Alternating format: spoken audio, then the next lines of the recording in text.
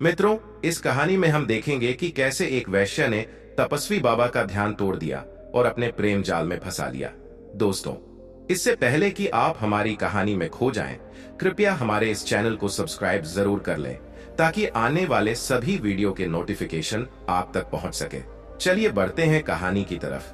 किसी समय की बात है, एक छोटे से गांव में एक तपस्वी बाबा रहते थे। वे दिन रात ध्यान में मग्न रहते थे, अपने भीतर की शांति को साधते और लोक कल्याण के लिए मंत्रों का जाप करते थे। उनका नाम था बाबा श्रीधर। लोग उन्हें बहुत सम्मान देते थे क्योंकि वे न केवल तपस्वी थे बल्कि अत्यंत ज्ञानी और दयालु भी थे। गांव के लोग अक्सर उनकी शरण में आते, समस्याओं का समाधान ढूंढने और मानसिक शांति की प्राप्ति के लिए। बाबा श्रीधर का जीवन एक साधना से भरा हुआ था। वे केवल अपनी साधना में ही व्यस्त रहते थे। जहां तक उनकी उम्र का सवाल था, वह समय के साथ एक साक्षात योगी की तरह दिखने लगे थे। उनके शरीर पर झुर्रियां आ चुकी थीं, लेकिन उनकी आंखों में एक गहरी शांति और संतोष था। वे हमेशा अपने तप और ध्यान में ही खोए रहते थे और किसी भी बाहरी आकर्षण से बचने की कोशिश करते थे। लेकिन एक दिन एक अप्रत्याशित घटना घटित हुई। गांव के किनारे एक नृत्यांगना और वेश्या राधिका नामक एक महिला ने पांव रखा। राधिका का रूप और आकर्षण इतना आकर्षक था कि गांव के लोग उसे देखकर मंत्र मुग्ध हो जाते थे। उसकी आंखों में एक रहस्यमय चमत्कारी चमक थी और उसकी हंसी से जैसे हवा में संगीत गूंजता था। वह जहां भी जाती, उसके साथ एक खास आकर्षण था जिसे कोई भी अनदेखा नहीं कर सकता था। राधिका ने जल्द ही बाबा श्रीधर के बारे में सुना और उनकी साधना के बारे में जानकर वह बेहद आकर्षित हुई। उसका दिल चाहता था कि वह बाबा को अपने जाल में फंसा सके। राधिका को यह विश्वास था कि वह किसी को भी अपने जाल में फंसाने की कला में माहिर है और बाबा जैसे तपस्वी को आकर्षित करना उसके लिए कोई बड़ी बात नहीं थी। वह एक दिन बाबा के पास पहुंची। बाबा ध्यान में गहरे डूबे हुए थे, लेकिन राधिका ने धीरे धीरे उसके पास आकर कहा, हे बाबा, आपके तप और साधना की चर्चा दूर दूर तक फैली है। आपके दर्शन के लिए मैंने बहुत दूर से यात्रा की है।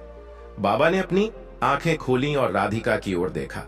उनकी आंखों में कोई चंचलता या आकर्षण नहीं था, बस गहरी शांति थी। तुम आ चुकी हो बेटा, क्या चाहिए तुम्हें? बाबा की आवाज में कोई उतार चढ़ाव नहीं था। राधिका ने धीरे धीरे अपने शब्दों को संजोते हुए कहा, बाबा, आप जैसे महान व्यक्ति से आशीर्वाद पाने का मेरे जीवन का सपना था। मैं आपसे ये जानना चाहती हूँ कि आखिरकार वह क्या है जो जीवन को वास्तविक सुख और शांति देता है। बाबा ने ध्यान से उसकी बात सुनी और धीरे से कहा, साधना और आत्मा की शुद्धि ही वास्तविक शांति का मार्ग है। ये सब बाहरी चीजें केवल माया हैं जो हमें भ्रमित करती हैं। अगर तुम शांति की खोज कर रही हो तो तुम्हें अपने अंदर झांकने की जरूरत है। राधिका ने बाबा की बातों को सुना, लेकिन उसके मन में एक और योजना चल रही थी। उसने धीरे धीरे बाबा के पास आकर कहा, बाबा, मुझे यह ज्ञान चाहिए, लेकिन क्या आप मुझे अपने दर्शन से कुछ और भी दे सकते हैं? मुझे अपने जीवन में जो सुख चाहिए वह केवल आपके साथ रहकर ही मिल सकता है। बाबा की आंखों में एक ठहरी हुई गहरी चुप्प थी।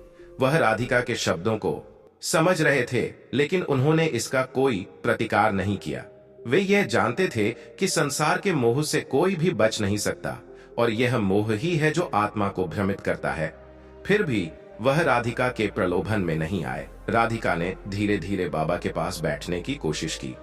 वह अपने शब्दों में मिठास घोलते हुए बोली, बाबा, मुझे लगता है कि आप मुझे अपने रास्ते पर ला सकते हैं।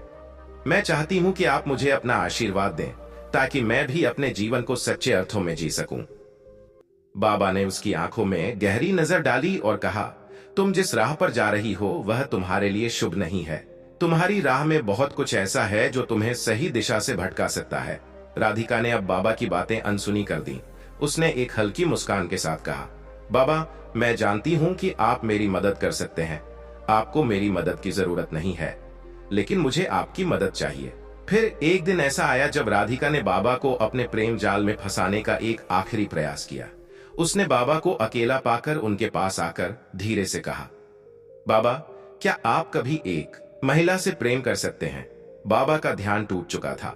वह इस अप्रत्याशित प्रश्न से थोड़ा चौंके, लेकिन उनकी आंखों में कोई भाव नहीं था।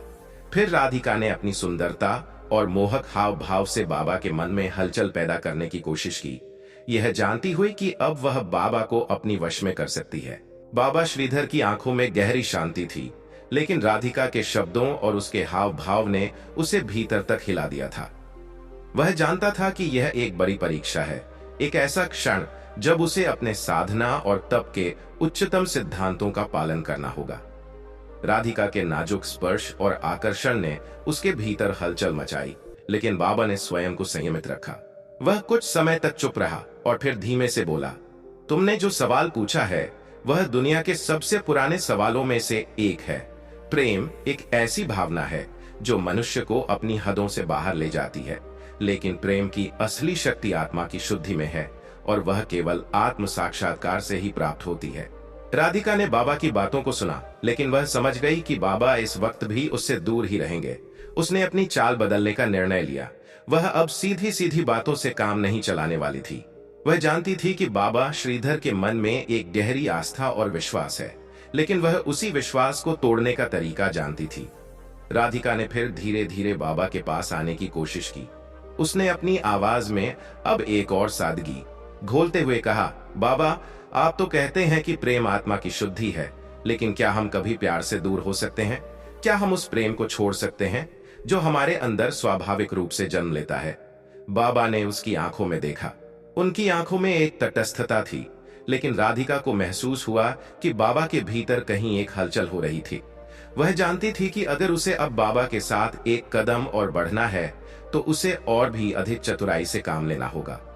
उसने अपनी आवाज को और भी नरम कर दिया, जैसे किसी बच्चे की तरह, बाबा, मुझे लगता है कि आप मेरी मदद कर सकते हैं। मुझे यह समझ में नहीं आता कि प्रेम और तपस्या के बीच अंतर क्या है। मुझे दोनों की आवश्यकता है। क्या आप मेरे साथ थोड़ा समय बिता सकते हैं, सिर्फ कुछ समय, ताकि मैं आपके अनुभव से कुछ और समझ सकूं? बाबा की आंखों में एक असहजता का संकेत दिखाई दिया। उसने धीरे से कहा, तुम्हारे शब्दों में बहुत मीठास है, लेकिन यह तुम्हारी आत्मा को भटकाने वाला जाल हो सकता है। प्रेम और तपस्या दोनों में बहुत अंतर है, लेकिन उसे समझना आसान नहीं होता। राधिका ने बाबा की बातों को एक चुनौती के रूप में लिया। उसने कहा, बाबा, अगर आपको लगता है कि मैं भटक रही हूं तो मुझे बताइए, क्या आपको अपने मार्ग से भटकने का डर नहीं है? क्या तपस्वियों को भी कभी अपने मार्ग से भटकने का एहसास नहीं होता? राधिका की यह बात एक तीव्र सवाल की तरह बाबा के मन में गूंज उठी। वह चुप रहा। उसे राधिका के शब्दों में एक गहरी छुपी हुई सच्चाई का एहसास हुआ। क्या बाबा श्रीधर कभी अपने मार्ग से भटके थे? क्या तपस्या की राह पर चलने वाले किसी व्यक्ति के मन में कभी द्वंद्व नहीं होता? क्या वह भी कभी किसी को चाहता था, या क्या वह भी कभी किसी के प्रेम के मोह में फंसा था? बाबा के भीतर उठते इन सवालों ने उसकी साधना को एक नया मोड़ दे दिया। राधिका ने महसूस किया कि वह बाबा के मन में एक दरार डाल चुकी है। अब वह इस दरार को और चौड़ा करना चाहती थी, ताकि वह बाबा को अपनी जाल में फंसा सके। राधिका ने अपनी चाल चलते हुए कहा, बाबा, अगर आपको लगता है कि मैं गलत हूं, तो क्या आप मुझे अपने अनुभव से कुछ सिखा सकते हैं? क्या आप मुझे यह बता सकते हैं कि क्या मैंने जो किया वह सही था या नहीं? बाबा ने गहरी सांस ली और फिर धीरे से कहा, तुम जो पूछ रही हो वह बहुत जटिल है। प्रेम और तपस्या के बीच एक महीन रेखा है जो हर किसी के लिए अलग होती है। तुम अभी इस जाल में फंसने से बच सकती हो, लेकिन यह तुम्हारी इच्छा पर निर्भर करता है। मैं तुम्हें सही मार्ग पर चलने का सुझाव देता हूं, लेकिन अगर तुम चाहो तो यह तुम्हारा चुनाव है। राधिका पूरी तरह से बाबा के पास आ गई थी। उसने बाबा को अपने करीब महसूस किया। वह जानती थी कि अब वह बाबा के भीतर का द्वंद्व और उनके आंतरिक संघर्ष को और बढ़ा सकती है। बाबा की साधना, उनके तप और उनका मन, यह सब अब उसके लिए एक बड़ी चुनौती बन चुका था। राधिका ने अपनी आवाज में और मिठास घोलते हुए कहा, बाबा, आप मुझे हमेशा रास्ता दिखाने वाले रहे हैं, लेकिन क्या आप इस समय मेरे साथ चलने का निर्णय लेंगे?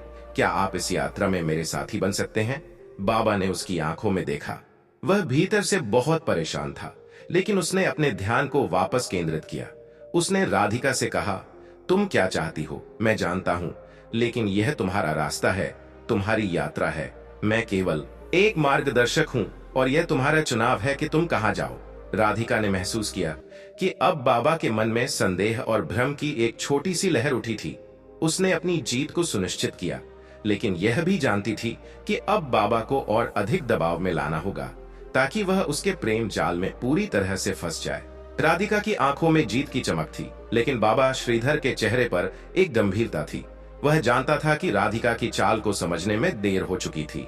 उसकी मंशा पूरी तरह से स्पष्ट हो चुकी थी और बाबा को यह समझ आ गया था कि वह जितना भी ध्यान लगाएगा, राधिका के मोह जाल से बचना उतना ही कठिन होता जाएगा। वह चुपचाप बैठा रहा, जैसे उसकी सारी ऊर्जा एकाग्र हो रही हो। उसकी साधना का समर्पण अब और अधिक मजबूत हो गया था। उसने अपने मन को शांत किया और फिर धीरे से राधिका की ओर देखा। तुम जो चाहती हो वह तुम्हारा अधिकार है, लेकिन तुम्हें यह समझना होगा कि कोई भी बाहरी आकर्षण आत्मा की शांति से बड़ा नहीं होता। यह भ्रम है जो हमें एक पल के सुख के लिए जीवन भर की शांति से वंचित कर देता है। राधिका को लगा जैसे बाबा के शब्द उसके दिल में गहरे उतरे हैं, लेकिन उसने खुद को नहीं झुकने दिया। वह जानती थी कि बाबा अब भी उस पर संदेह कर रहे थे, इसलिए उसने अपनी योजना में एक और मोड़ डालने का निर्णय लिया। बाबा, राधिका ने गहरी सांस ली। क्या आप मुझे सच में समझते हैं? क्या आप नहीं समझते कि मैं किस दर्द और अवसाद से गुजर रही हूँ? यह जो मैंने किया है वह केवल एक बाहरी दिखावा नहीं है। यह मेरी वास्तविकता है जो मैं एक अकेली महिला होकर सहन कर रही हूँ। क्या आप मुझे अपने प्यार और मार्गदर्शन से मुक्त नहीं कर सकते? बाबा की आंखों में एक गहरी खामोशी छाई। उसने अपनी आंखें बंद की और चुपचाप बैठे रहे। अब वह अपनी साधना में पूरी तरह से डूब चुके थे और राधिका के शब्दों का असर कम होने लगा था। राधिका की योजनाएं अब धीरे धीरे कमजोर होने लगीं। वह जानती थी कि बाबा श्रीधर की तपस्या उसे मन से जितना भी आकर्षित करती हो, वह शारीरिक और मानसिक स्तर पर उसे काबू नहीं पा सकती थी। राधिका ने थोड़ी देर चुपचाप बाबा की ओर देखा और फिर धीरे से बोली, बाबा, क्या आप मुझे छोड़कर चले जाएंगे? बाबा ने गहरी सांस ली और बिना पलटकर देखा। राधिका, तुम मेरे साथ चलने के लिए कह रही हो, लेकिन तुम्हारी यात्रा तुम्हारे भीतर है। मैं तुम्हारे साथ चल सकता हूँ, लेकिन तुम अकेले ही अपनी राह पर चल पाओगी। बाबा की आवाज में अब एक गहरी चेतावनी थी जो राधिका को महसूस हो रही थी। वह उठ खड़ी हुई। उसकी आंखों में अब कोई पछतावा नहीं था, लेकिन एक ठहरी हुई गहरी समझ थी। उसने बाबा की तरफ अंतिम बार देखा और धीरे से कहा, बाबा, आपके शब्दों में बहुत गहराई है, लेकिन शायद अब मुझे अपना रास्ता खुद चुनना होगा। यह कहते हुए वह बाबा से धीरे धीरे दूर हो गई। बाबा ने उसे जाते हुए देखा, लेकिन उनके मन में कोई द्वंद्व नहीं था। वह जानते थे कि राधिका अभी भी इस दुनिया के मोह जाल से मुक्त नहीं हो पाई है, लेकिन वह अब अपने रास्ते पर जा रही थी। बाबा ने फिर से अपनी आंखें बंद की और गहरे ध्यान में डूब गए। उन्होंने सोचा, साधना केवल बाहरी तपस्या नहीं है, यह आत्मा का उन्नति और शुद्धि है। राधिका ने मुझे अपने जीवन से जोड़ने की कोशिश की, लेकिन असली प्रेम आत्मा के भीतर होता है, जो कभी बाहरी आकर्षण से नहीं हो सकता। राधिका के जाने के बाद बाबा फिर से अपने गहरे ध्यान में डूब गए। वह अपने ध्यान के माध्यम से अपनी आंतरिक यात्रा पर लौटे। उन्होंने एक बार फिर अपने मन और आत्मा को शुद्ध किया और उनकी साधना में कोई विघ्न नहीं पड़ा। यह भी एक प्रकार की विजय थी जो उन्होंने अपने भीतर की शांति और प्रेम को बनाए रखकर प्राप्त की थी। वहीं दूसरी ओर राधिका अपने रास्ते पर अकेली चल पड़ी। उसका दिल अब उतना हल्का नहीं था जितना वह सोचती थी। बाबा की बातें उसके भीतर गहरे से गूंज रही थीं। वह अब भी मोह और प्रेम के जाल में फंसी हुई थी, लेकिन उसे महसूस हुआ कि वह जो चाहती थी वह बाहर नहीं बल्कि भीतर था। उसकी यात्रा अभी खत्म नहीं हुई थी। उसे अपना वास्तविक प्रेम और शांति ढूंढने के लिए खुद को और अपनी आत्मा को जानना होगा। राधिका ने कुछ दिनों बाद एक छोटे से गांव में रहने का फैसला किया, जहां वह अपनी पुरानी आदतों और मोह से छुटकारा पाने की कोशिश कर रही थी। वह जानती थी कि यह रास्ता कठिन था, लेकिन यह उसका रास्ता था। राधिका ने अब अपने जीवन को नए दृष्टिकोण से जीने का संकल्प लिया। वहीं बाबा श्रीधर ने अपने जीवन को फिर से साधना और तपस्या में लीन कर दिया। वह जानते थे कि यह संसार एक माया है और जो कुछ भी होता है वह आत्मा के भले के लिए ही होता है। उन्होंने कभी यह नहीं सोचा था कि वह राधिका के जाल में फंसेंगे, लेकिन जो कुछ भी हुआ उसे एक आत्मिक उन्नति के रूप में देखा। मित्रों, हमारी आज की कहानी यहीं समाप्त होती है। हमें आशा है कि इस कहानी ने आपके दिल को छुआ होगा। अगर आपको यह कहानी पसंद आई हो तो कृपया इस वीडियो को लाइक करें और हमारे चैनल को सब्सक्राइब करना न भूलें, ताकि आप हमारी अगली कहानियों से जुड़े रह सकें। हम जल्द ही एक नई और रोमांचक कहानी के साथ फिर मिलेंगे। तब तक के लिए अपना ध्यान रखें। नमस्कार।